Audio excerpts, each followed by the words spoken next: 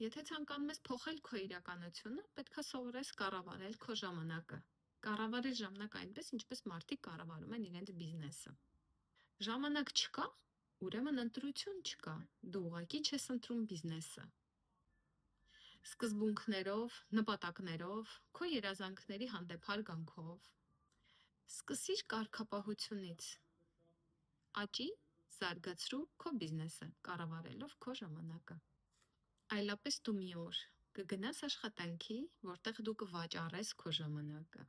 Սովորաբար այն մարդիկ, ովքեր գնահատում են իրենց ժամանակը, իրանք չեն վաճառում այն, որովհետև այն անգին է։ Չէ՞,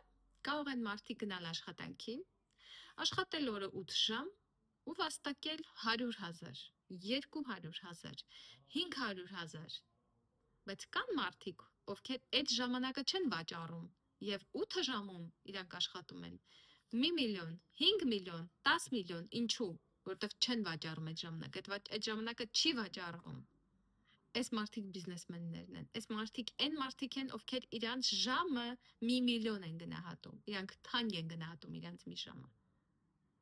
Ու եթե այսօր եկել ես բիզնես, բայց չես գնահատում քո ժամանակը, դժվար դու լինես միլիոնատեր։ Դու скорее всего կծախես քո ժամանակը։ Դու այդ մարդկանցից ես։ Դրա համար եկել ես այսօր բիզնես, ուրեմն գնահատի քո ժամանակը, ինչ արժի քո ժամանակը։